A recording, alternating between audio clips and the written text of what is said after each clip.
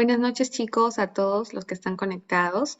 Agradecerles por su participación e invitarles a que se queden hasta el final. Va a ser una ponencia muy interesante. El día de hoy nos acompaña nuestra ponente Blanca Castillo Coronel. Ella es estudiante del cuarto año de Medicina Humana de la Universidad San Martín de Porres. También es creadora de contenido médico y lo pueden encontrar en Instagram como @teammieloide. Y pues, por supuesto, también tiene una ardua experiencia en la docencia médica. Es una de las mejores ponentes que tenemos en nuestro proyecto. Así que bueno, le doy la bienvenida. Bienvenida, Blanca.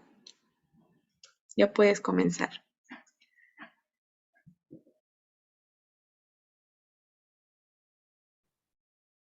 Hola, buenas noches con todos. Gracias, Cindia. Bien, lo primero que les pido es que, bueno, si es que no me escuchan, por favor me lo escriben en el chat o me lo puedan decir. ¿Por qué? Porque, bueno, a veces se pone lento, hay un- que no se me escucha o tal vez se me va a escuchar entrecortado. Y bien, el día de hoy vamos a hablar sobre esta patología, ¿no? Más que todo, que es la cardiopatía isquémica. Ahora, esta cardiopatía, el contenido en sí de todo esto, primero vamos a definir qué es la cardiopatía isquémica como tal. Segundo, vamos a recordar un poco de anatomía, ¿no? Anatomía del corazón. Tercero, vamos a decir las etiologías, es decir, las causas más importantes que podría, o bueno, no que podría, sino que me van a causar esta. La cuarta, vamos a ver los factores de riesgo, el cómo haríamos. El sexto, manifestaciones clínicas y bueno, no la bibliografía que he utilizado para que ustedes también puedan repasar. Ok. Primero vamos a definir qué es una cardiopatía. Nosotros sabemos, ¿no es cierto?, que el corazón es un órgano aerobio. Y si es un corazón, bueno, si es un órgano aerobio, va a depender de oxígeno. ¿Para qué? Para que pueda cumplir todas sus funciones. Pero ¿qué pasa en esta patología? En esta patología va a haber una deprivación del oxígeno, es decir, no va a llegar la cantidad necesaria del oxígeno a todo el miocardio. Entonces, lo que empieza a haber es un desequilibrio entre el aporte de oxígeno y la demanda. Es decir, si disminuye la cantidad, bueno, perdón, si aumenta la cantidad de necesidad, no de oxígeno que va a requerir el corazón cumplir estas funciones, va a haber una disminución de este flujo sanguíneo. Entonces es por eso que ocurre este desequilibrio y se empieza a presentar esta patología. Entonces, una cardiopatía isquémica, en algunos libros lo vamos a coronarios y coronarios crónicos y síndromes coronarios agudos. Pero ahora se dice que la cardiopatía isquémica se subdivide en una cardiopatía crónica, otra que son los síndromes coronarios agudos. Entonces, en sí, si es una cardiopatía isquémica crónica, vamos a tener a la estable, a la MX, a un incidente. Hablamos de agudos, vamos a encontrar aquí al famoso infarto con elevación de ST, conocido como infarto de miocardio transmural. También tenemos el infarto sin elevación de ST. Tenemos a la angina inestable y a la angina de Prince-Metal. Y si pasamos a recordar ahora la anatomía como tal, tenemos que la aorta es una de las arterias más importantes del corazón y de ella van a nacer otras arterias que me van a irrigar todo mi corazoncito. Entonces, en estas tenemos a la arteria coronaria derecha, que me irriga prácticamente toda la cara inferior del ventrículo derecho, ¿no? Que acá la podemos ver. Luego tenemos a la arteria coronaria izquierda.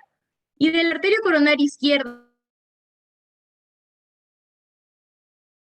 nace la arteria. Y ojo, claro, ustedes me van a decir, pero estas arterias tienen ramas, claro, pero las que yo las menciono Blanca, son las disculpa más por... importantes. Hola, Blanca, Hola, ¿me dime. escuchas? Sí, Dime, disculpe por hola, interrumpirte. Sí, no sé hola, si te dime. puedes, Sí, no sé sí, si te puedes mover un poquito para poder escucharte mejor, se te escucha un poco entrecortado. Quizá es ya, por la listo, listo, ubicación, listo. un Ahora poquito. sí se me escucha Ya. mejor.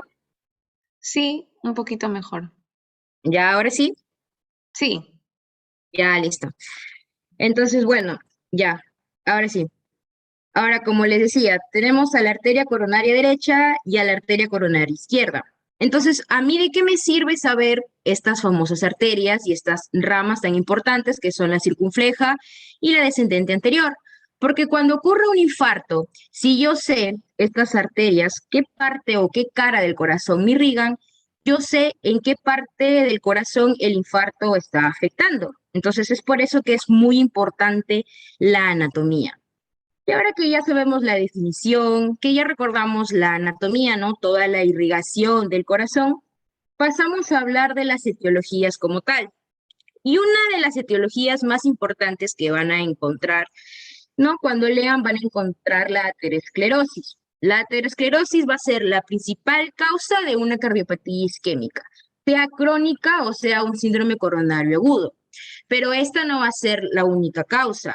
Van a haber distintas causas. Vamos a tener, por ejemplo, un espasmo coronario, embolias coronarias, e incluso va a haber una disfunción endotelial, que es el famoso síndrome X, como se dijo en la primera diapositiva. Luego van a haber otras patologías que se dan por el aumento de la demanda, es decir, esas patologías que causan una hipertrofia miocárdica, que puede ser una cardiopatía hipertensiva, ¿no? Aquel paciente hipertenso que no se controla o que ya es más de 10 años hipertenso, entonces por ende me genera una cardiopatía hipertensiva, una estenosis aórtica y puede ser también por taquicardias. Ahora, no solamente existen digamos, estas causas, sino que cuando existe una disminución del aporte de oxígeno por anemias, también puede presentarse una cardiopatía isquémica. Pero así como tenemos estas etiologías, también tenemos factores de riesgo. Y hay factores de riesgo, claro, modificables y no modificables. Entonces, en este caso tenemos a los no modificables, que van a ser la edad, el sexo, los antecedentes personales, y dentro de los antecedentes personales tenemos los antecedentes familiares, ¿no? En la edad, por ejemplo, si nosotros tenemos una persona mayor de 60 años e incluso si es hombre y me dice que su papá, no antes, anteriormente, o alguno de sus hermanos, sus abuelos, han sufrido, ¿no? De alguna enfermedad coronaria, o me dice que de repente su papá murió de la nada, una muerte súbita, entonces yo ya voy sospechando. ¿Por qué? Porque es muy importante. ¿Por qué? Porque son factores que a la larga pues me pueden ayudar a que yo haga un buen diagnóstico. Pero así como están los no modificables, tenemos los modificables. Y dentro de esos modificables están estos cuatro que son muy importantes: el tabaquismo, la hipertensión arterial, la diabetes y la dislipidemias. ¿Por qué? Porque si me llega una persona y yo, claro, cuando empiezo a hacer la historia clínica, le pregunto si tiene hábitos, pues no, si bebe, si fuma, y me dice que sí, que consume cigarros, ¿no? Por ya bastante tiempo, y encima me dice que es hipertenso, yo ya puedo ir sospechando para hacer un buen diagnóstico. O así puede decirme que es un paciente diabético y encima si veo que es una persona con obesidad, ¿no? Obesidad mórbida tipo 2, ¿no? Tipo 3. Entonces yo ya voy sospechando que este paciente, pues por dislipidemias tal vez, puede darme una cardiopatía isquémica. Pero ustedes se pueden preguntar, ¿no? Blanca, ¿y cómo es que se forma una placa de ateroma? ¿O cómo es en sí la aterosclerosis? ¿O qué es la aterosclerosis como tal? Entonces, ¿cómo se forma en sí la placa de ateroma? Nosotros tenemos que, claro, imagínense, llega una persona, en este caso, que tiene, no sé, obesidad mórbida tipo 2. Entonces su comida o la ingesta de comida que está haciendo no va a ser una comida sana y encima va a tener una vida sedentaria. Entonces yo por ende debo imaginar, ¿no? Que va a tener un aumento de ¿quién? Del LDL. Y cuando empieza a haber este aumento de LDL, se empieza a retener en toda la pared de mi vaso sanguíneo, como se puede ver aquí en toda la pared del vaso sanguíneo. Se empieza a retener en toda la pared. se empieza ya como que se queda ahí y empieza a oxidarse.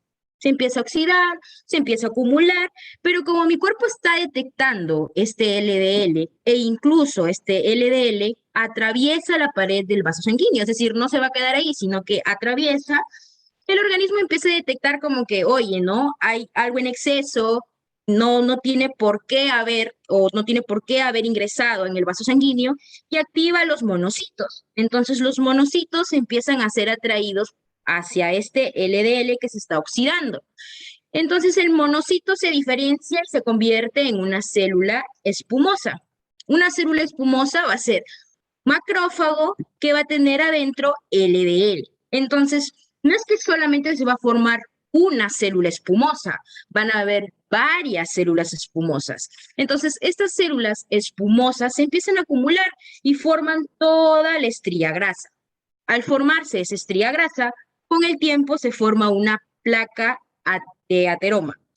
Pero si en este caso ustedes me preguntan, en una crónica, la placa de ateroma se va a quedar ahí, en el vaso sanguíneo.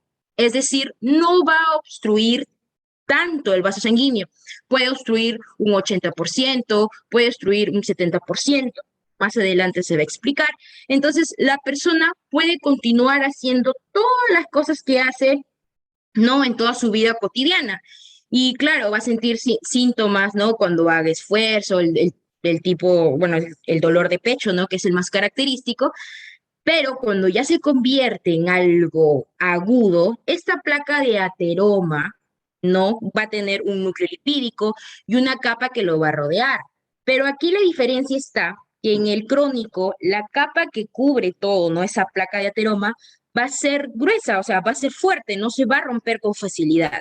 Pero si es agudo, esa placa que cubre todo, ¿no? O esa membrana que cubre toda esa placa de ateroma, se va a romper. Y si se rompe, empieza a haber inflamación.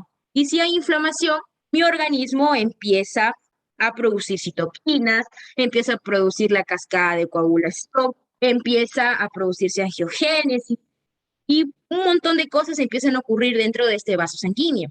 Entonces se empieza a formar trombo, como se ve aquí. Si se forma un trombo, esto sí va a obstruir todo mi vaso sanguíneo. Y el flujo sanguíneo que viene con fuerza no va a poder pasar. Y es por eso que este trombo puede producir una muerte súbita, es decir, un infarto. Y es por eso, ¿no? Que a veces nada, encontramos a veces pacientes que han muerto por eso. Y este trombo se puede convertir en émbolo y así. Y es por eso que empieza primero en una lesión inicial, que es la célula espumosa, luego se convierte en una estría grasa, al tiempo en la placa fibrosa o en la placa de ateroma, y por último, cuando ya es agudo, puede convertirse en una trombosis, es decir, se forma el trombo. Y es así como se forma la placa de ateroma. Ahora, hay una clasificación que se hace según el AJA, perdón. Si ustedes lo buscan, lo van a encontrar. Entonces, el AJA hace que haya desde la lesión número 1 hasta la lesión número 6 de una aterosclerosis. Entonces, si a mí me preguntan, la lesión 1, yo voy a encontrar al macrófago aislado que se diferencia en una célula espumosa, ¿no? El monocito empieza a captar todo este LDL y se convierte en una célula espumosa. En una lesión 2, ya la célula espumosa se empezaron a acumular y me formaron esta grasa.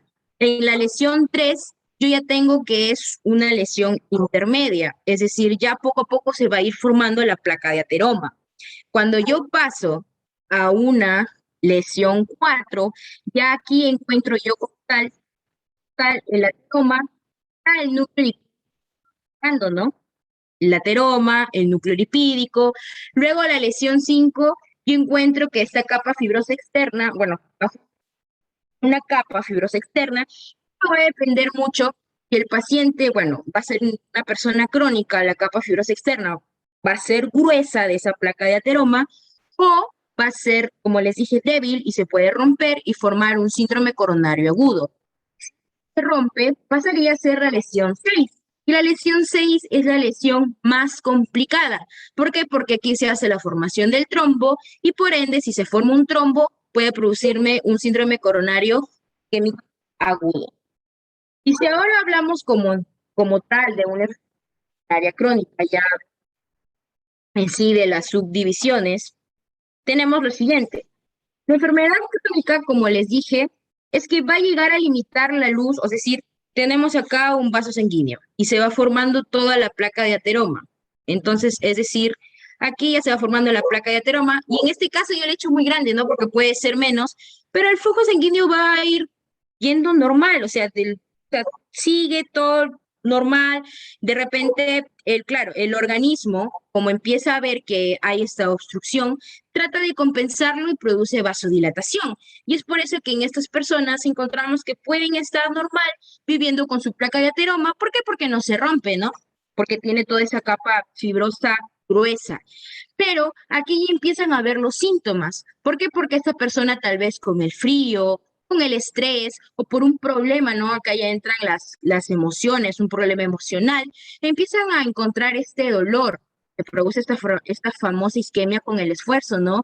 Este dolor de pecho, de repente de repente hizo más fuerza de lo debido, o corrió más de lo debido, de repente ejercicios de correr, algo a lo que ya no está acostumbrado, y empieza este dolor de pecho. ¿Y cómo es que supera este dolor de pecho? Porque si para de hacer este dolor, desaparece. O si no, toma nitroglicerina, ¿no? Nitratos y se le pasa.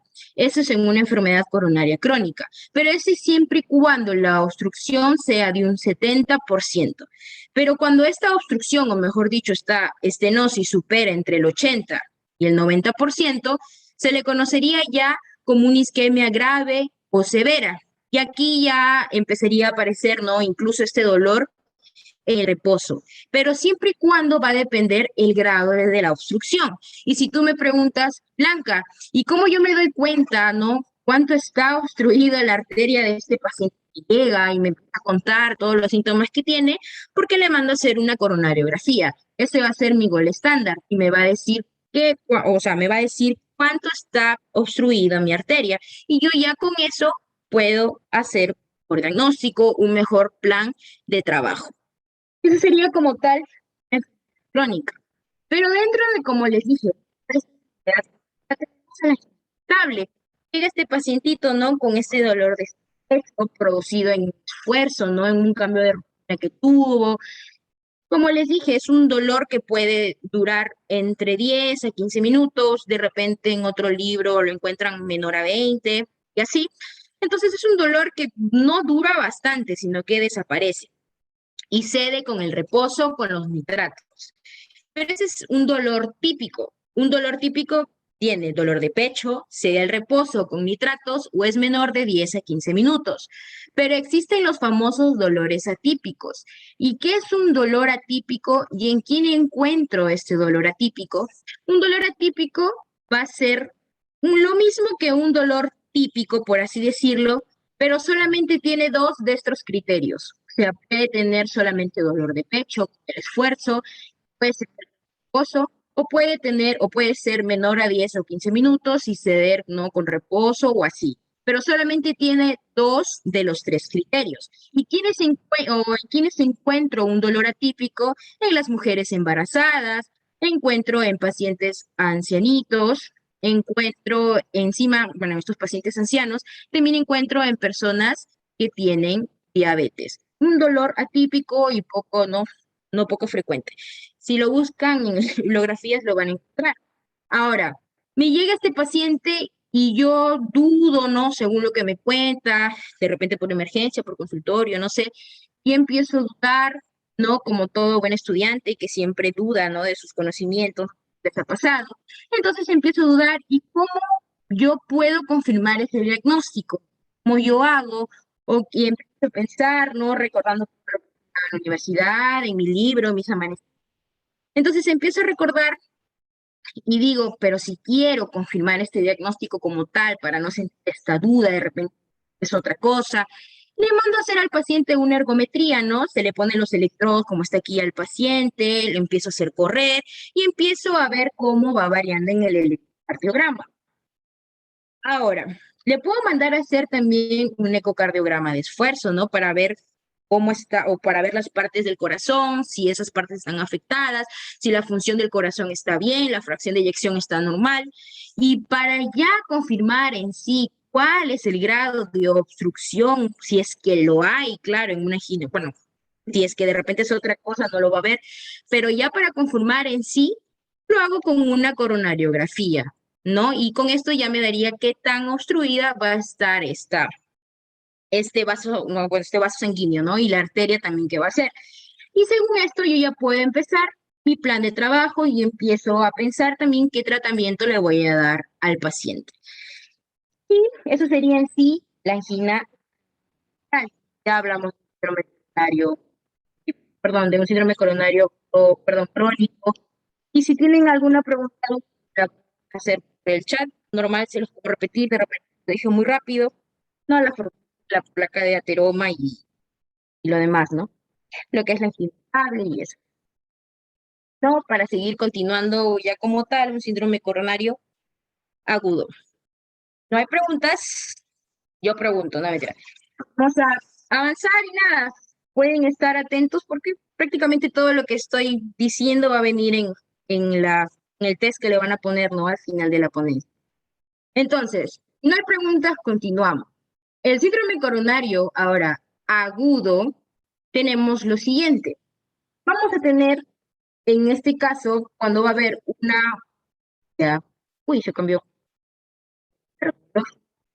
Cuando va a haber ya cardiológica, ¿no? Algo similar a las crisis, ¿no? O emergencia. En este caso, cuando es urgencia, tenemos lo siguiente. En una urgencia cardiológica vamos a encontrar infarto sin elevación, o bueno, de repente tal vez no infarto, sino aquí no va a haber elevación de ST. Entonces acá vamos a tener que haber una... En esta oclusión parcial yo voy a tener un trombo pequeño. Y es un trombo parcial, se dice que este trombo va a ser pequeño. Este trombo pequeño se le conoce como un trombo blanco. ¿Por qué? Porque va a estar formado de plaquetas.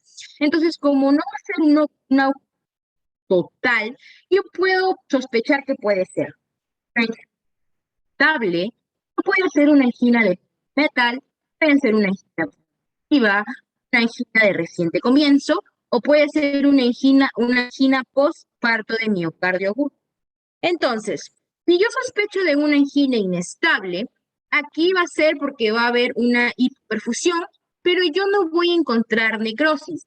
Y cuando yo hablo de una angina estable, que es diferente a una angina estable, yo encuentro acá a mi paciente que me llega otra vez con dolor de pecho, pero este dolor de pecho ha aparecido en reposo, ya no porque ha hecho esfuerzo. O de repente ha hecho esfuerzo y cuando hace reposo no le pasa dolor a 15 minutos y no cede ni con nitratos. Entonces es una angina inestable. O bueno, de repente puede ser un infarto, ¿no? Eso ya diagnostica más adelante. Y aquí, pues si es una angina inestable, no va a haber necrosis. Pero ¿qué o bueno, ¿en qué caso se da una angina de Prince-Metal? En la angina de Prince-Metal mayormente va a ser por un vasoespasmo. ¿Y qué es el vasoespasmo como tal? En el vasoespasmo vamos a encontrar una vasoconstricción. Y esta vasoconstricción va a ser intensa, paroxística, es decir, va a ser una isquemia transitoria. ¿Y dónde encuentro en sí como tal las anginas de metal o en qué pacientes? Por ejemplo, si llega un paciente joven, ¿no? Y yo le voy haciendo la historia clínica, le pregunto sus antecedentes, ¿no? Si tiene hábitos, llega encima con las pupilas dilatadas y me dice que sí, que es un paciente pues que consume no tabaco, de repente tal vez que se inyecta, ¿no? Esas cositas ustedes ya saben. Entonces, yo ya voy sospechando que este es un vasoespasmo, entonces no va a ser un no puede ser un infarto. ¿Por qué? Porque es un paciente joven y encima estos pacientes que son jóvenes llegan con una condición física, o sea, normal. O sea, no van a ser obesos, van a ser flexibles. Entonces, no tendría por qué no sospechar de una angina tal vez inestable. Entonces, ya más o menos sé, ¿no? O diagnosticar una angina de Prince-Metal o más o menos darme cuenta. Ahora, si es una angina progresiva, es decir, que el dolor no cede, no pasa y va aumentando, ¿no? Incluso esos dolores. De reciente comienzo, es decir, una angina o un dolor de pecho que nunca ha tenido antes y empieza así de la nada. O posinfarto de miocardio, pues no. Ahora, este trombo pequeño no solamente puede darme anginas inestables o angina de Prinzmetal o anginas de reciente comienzo, puede darme también infarto agudo de miocardio no Q, es decir, no voy a encontrar ondas Q, no voy a encontrar elevación de ST, pero sí voy a encontrar que va a haber necrosis. Entonces, ¿qué hago en estos casos? Lo primero que hago, EKG, ¿no? Para confirmar. Pero ojo, muchas veces cuando nosotros mandamos a hacer el EKG puede salir en estos casos normal, es decir, no hay alteraciones. Pero el EKG como tal, no, yo no lo voy a utilizar para diagnosticar y decir, mi EKG está normal. No, no tiene nada, está sano el paciente, ¿no? Ansiosa, lo mando a su casa y bueno, ya después aparece, ¿no? Que ha fallecido e hice mal el diagnóstico. Por eso, el EKG no me sirve para confirmar un diagnóstico de un infarto, de un estable, ¿no? Entonces, aquí en la urgencia cardiológica, que es en este caso, pues era angina inestable o infarto no, el EKG puede estar normal, puede encontrar incluso ondas T negativas o puede encontrar el famoso infarto infradesnivel, ¿no? O sea, sin elevación de CT también se le conoce. Ya, si quieren confirmar, le puedo mandar a hacer, ¿no? Un examen de enzimas, pero en este caso las enzimas me salen negativas, ¿no? ¿Y qué enzimas yo les voy a mandar? Las troponinas, las mioglobinas. La mioglobina, no, claro, no es tan específica, ¿no? En este caso se centraría en las troponinas o en las CKMB. Entonces, en este caso, las enzimas van a salir negativas, ¿no? Y va el EKG normal, entonces yo ya voy sospechando, ya voy pensando en qué tratamiento yo les daría. Fuera una urgencia cardiológica.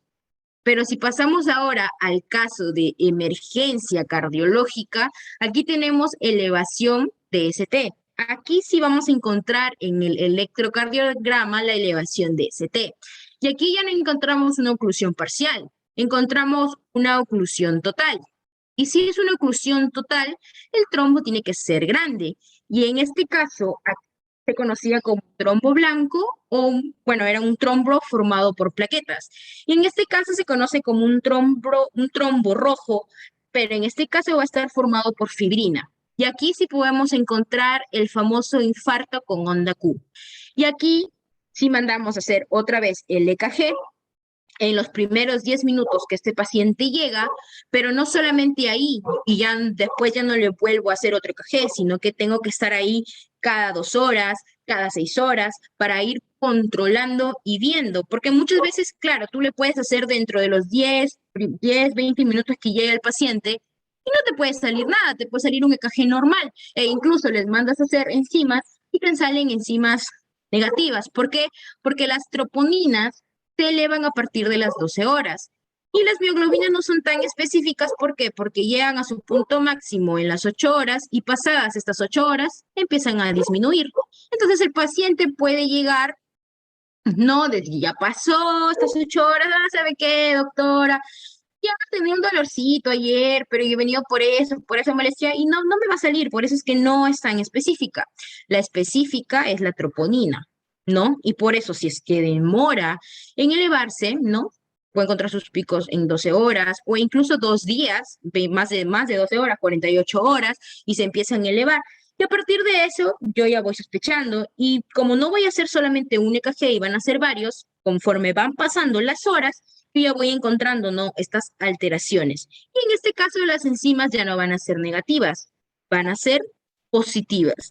Entonces, esa sería la diferencia entre una urgencia cardiológica y una emergencia, bueno, valga la redundancia, cardiológica. Si tienen alguna duda o pregunta, la pueden hacer y lo repetimos normal. Ahora pasamos este dibujito para repasar un poco. Tenemos lo siguiente.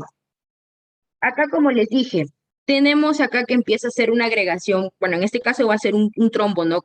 De plaquetas, un trombo con oclusión parcial. O puede ser un trombo, de repente acá empieza con plaquetas, pero si se va agrandando, empieza a formarse también la fibrina, o de repente se rompe la placa, ¿no? O sea, en este caso, agregación de plaquetas. Se rompe mi placa, bueno, en este caso se rompe la placa del vaso sanguíneo, y yo ya voy sospechando que puede ser una angina inestable, de repente un infarto sin onda Q, y ahí empiezo a darme cuenta que va a ser un síndrome coronario agudo. Y aquí está lo que les dije anteriormente. Un trombo no oclusivo o, en este caso, parcial, como les dije, trombo parcial, y en el otro va a ser un trombo oclusivo o con obstrucción total. Como les dije, aquí puede haber un síndrome coronario agudo sin elevación de ST, ¿no? Elevación de ST, y acá puede encontrar a la angina inestable, al infarto, como les dije otra vez, sin elevación de ST, puede encontrar las troponinas elevadas, o puede, en este caso sí hay, ¿no? Un infarto, pero sin elevación de ST, si es una angina inestable, encuentro las troponinas normales. ¿Por qué? Porque no está ocurriendo, bueno, como les dije, en angina inestable no va a haber necrosis. Y en un infarto ya sin elevación de ST sí va a haber necrosis.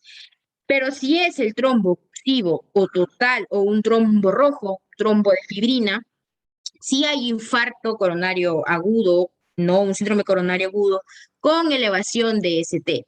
Y aquí sí está con elevación de ST, y aquí sí vamos a encontrar 100% la troponina elevada. ¿Con qué? Con el EKG. Le hacemos el EKG, claro, dentro de esos, antes de los 10 minutos que ni bien llega, lo primero que hago, EKG, ¿no? EKG, hacerle para sacar las troponinas, las MB, la mioglobina si quieres, ya no salir elevada. Entonces, esto es más que todo un repaso de lo anterior, ¿no? Ahora, acá está, para hacer el diagnóstico como tal, entre una angina estable o una angina inestable. Pasamos aquí a la angina estable. Yo les dije, llega mi paciente con un dolor de pecho y este dolor de pecho, claro, no va a cambiar, pero de repente, ojo, este dolor de pecho es un dolor que se irradia hacia mi brazo izquierdo, un dolor que se irradia hacia mi espalda y de repente vino cuando estaba haciendo ejercicio o cuando subí poco, 3 pisos, no me funcionaba el ascensor, subí la escalera, me duele el pecho, pero descanso y se me pasa el dolor, ¿no? O tomo nitrosamina y ya está. Y es un dolor, como les digo, es a 15 minutos o menor a 20, como está aquí. ¿Yo qué le mando a hacer a mi paciente? Como siempre, un hemograma, ¿no? Para ver lípidos, para ver cómo está la glucosa, de repente un perfil hepático. Le mando a hacer también una PCR, acá está perfil lipídico, para ver los triglicéridos.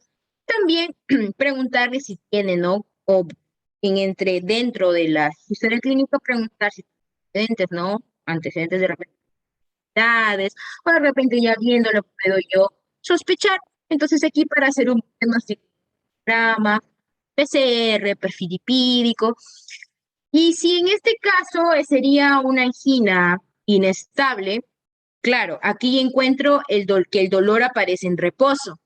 Y este dolor en reposo va a estar dado, o un dolor que aparece de 20 minutos y no cede. Y puede ser un dolor de reciente evolución, es decir, un dolor que nunca antes lo he tenido, un dolor de pecho y que ahora aparece de la nada.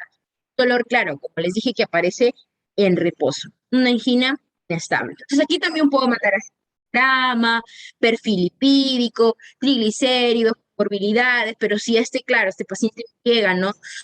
De repente por emergencia me duele el pecho, no me pasa, ya saben, cajé, le mando a hacer, sacar las troponinas, ¿no? Todas esas enzimas cardíacas. Ahora, si en este caso sería para hacer el diagnóstico de un infarto agudo de miocardio sin elevación de ST, voy a hacer mi EKG, porque siempre mando a hacer el EKG, y que encuentro ondas de invertidas o picudas, puede encontrar el ST o infradesnivel del ST mayor a 2 milímetros, o también a este infarto de miocardio sin elevación de ST se le llama subendocárdico, y yo ya voy encontrando necrosis, y también le mando a hacer, ¿no? Estas enzimas cardíacas, las troponinas, y ya saben que encuentro las troponinas positivas, ¿no? Las enzimas cardíacas positivas, pero recordar que el EKG no es quien me hace el diagnóstico. ¿Por qué? Porque puede salirme un EKG normal y lo puedo mandar a su casa, pero puede tener esta afectación, ¿no? Ahora, si tienen alguna pregunta o duda normal, la pueden hacer porque ahora sí ya pasamos como tal a lo que es el infarto de miocardio con elevación de oxígeno total, es un, es un trompo rojo, y ya pasamos. Si es que no hay preguntas, podemos continuar.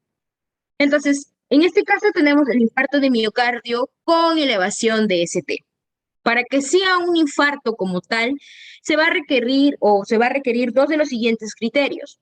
Uno, de que haya necrosis miocárdica y que haya este famoso cuadro de isquemia, el dolor de pecho, mayor a 22 que aparece en reposo. Entonces, yo ya con teoría sé eso. Pero cuando hay un infarto agudo de miocardio con elevación de ST, tiene tipos, ¿no? No es que ya así tal, ya está. Tiene tipos. Si ustedes revisan la teoría, la van a encontrar. Pero nosotros el más frecuente tenemos aquí, el tipo 3, que es la muerte cardíaca como tal, ¿no? Aparece de la nada, paciente, ¿no? Como que de la nada, pero de que ya presentaba síntomas subjetivos, ¿no? A esta isquemia miocárdica, el dolor de pecho, que no, o sea, apareció en el reposo. Pero también tenemos el tipo 1, donde de repente hay una ruptura, de repente se erosiona, ¿no? La placa de ateroma. El tipo 2, que va a ser un desequilibrio, como les dije, entre la oferta y la demanda. Luego tenemos el tipo 4 y el tipo 5. Pero el más frecuente es el de acá. El tipo 3, ¿no? El que más conocemos, la famosa muerte cardíaca. Ahora, el infarto de miocardio como tal, con esta elevación, también se le puede conocer como transmural, como subepicárdico, y aquí la placa se rompe, ¿por qué? Porque la obstrucción ya va a estar mayor al 90%. Y como ya hay esta ruptura de placa, aquí yo ya empiezo a encontrar el famoso remodelado cardíaco. Y aquí, claro, empiezo a encontrar la elevación del ST, las troponinas positivas, como les dije, y cuando va ocurriendo un infarto, lo primero que encontramos es la lesión, ¿no? Que puede estar dada por un ascenso, bueno, en este caso, de la ST, ondas T picudas. Luego de la lesión, esto es lo número uno que ocurre, pasamos a la isquemia. Y en la isquemia, pues ya podemos encontrar, en este caso, las T negativas, y conforme primero una lesión y va avanzando, se convierte en isquemia, lo último que ya va a aparecer es el famoso infarto o necrosis, y acá me aparece la famosísima onda Q en un electrocardiograma. Entonces encontramos primero las T picudas, luego se van elevando el ST, ¿no? En el electrocardiograma, y por último ya encontramos las famosas onda Q y las ondas T negativas en un electrocardiograma. Es decir, cuando es un infarto transmural, un infarto un subepicárdico o el famoso infarto de miocardio con elevación de elemento ST. Y aquí tenemos lo siguiente, ¿no? Este es un cuadrito que encontré en el libro Farreras, ¿no? Y aquí tenemos lo siguiente, el dolor no coronario, es decir, llega un paciente, ¿no? En un cuadro clínico y de repente me llega con un dolor atípico, le mando a hacer, como les dije, el EKG. El EKG puede ser normal, no me confirma el diagnóstico. Entonces, los marcadores aquí de necrosis van a ser negativos. ¿Por qué? Porque es un dolor atípico, puede ser en este caso dolor típico, de repente puede ser una crisis ansiosa, ¿no? Y muchas veces lo podemos confundir. Aquí la valoración del riesgo va a ser bajo. Hay una valoración que se llama la valoración de TIMI, y ahí pues cumple con diferentes criterios, lo pueden buscar y van a ver, ¿no?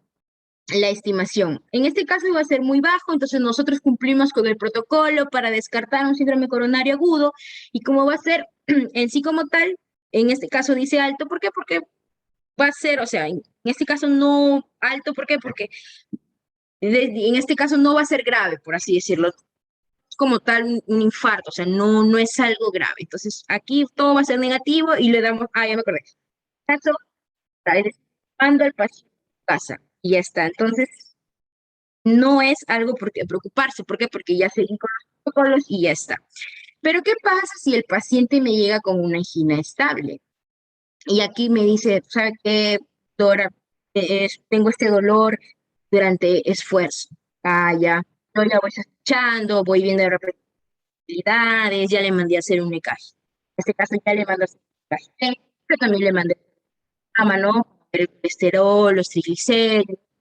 Veo que el EKG puede salir, como les dije, mal, puede salir como para el DST o elevación DST, o pueden salirme ondas T negativas. Los marcadores de necrosis pueden salirme casos negativos. ¿Por qué? Porque va a ser una angina estable. Ahora, la valoración de riesgo va a ser bajo. De repente va a requerir, sí, tratamiento, ¿no? Antiagregantes, antiquímicos, ¿no? Según viendo cómo va progresando el paciente, puedo seguir este tratamiento, ¿no? No le mandas a tomar aspirina, clopidogrel y eso. Luego me llega un paciente ya, esto ya es agudo, ¿no? Esto fue crónico y esto fue, bueno, de repente aquí por una crisis ansiosa, un dolor atípico, ¿no? No coronario. En este caso, si es agudo, puede llegar al paciente con una angina inestable o un infarto de miocardio sin elevación de ST o con elevación de ST. Entonces aquí me va a decir, ¿sabe qué, doctora? El dolor lo tengo en reposo, se prolonga, no me pasa por más que tomo nitroglicerina, nada. Y aquí le mando a hacer otra vez EKG. Pero aquí, si es una angina inestable o es un infarto sin elevación de ST, el EKG puede salirme normal o sin elevación de ST, o otra vez pueden aparecerme estas ondas T negativas.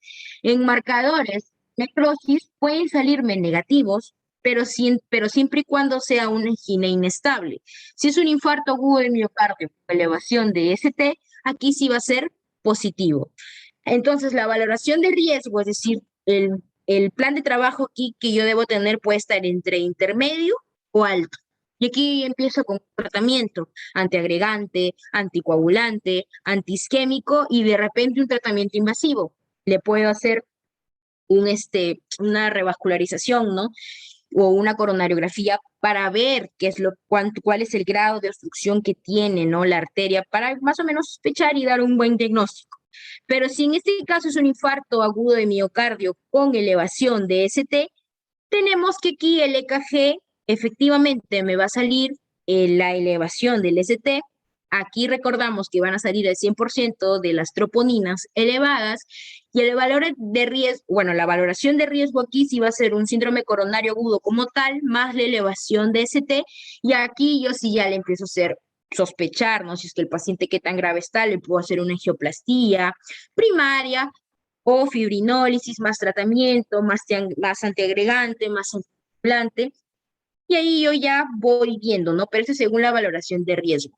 Y aquí podemos ver, ¿no? Que puede ser primero un dolor no coronario, el cual yo le doy alta al paciente, pero no es una enfermedad coronaria como tal. Y podemos aquí ver también cómo es que, o qué podemos hacer en una angina estable, y cuando ya es algo agudo que empieza de angina inestable y se convierte en un infarto agudo de miocardio con elevación de este.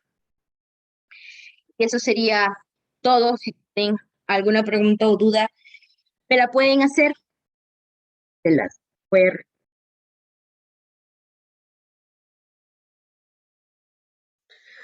Muchas gracias, Blanca. Dentro de unos minutitos vamos a pasar la trivia por el chat para que puedan ir ingresando los chicos.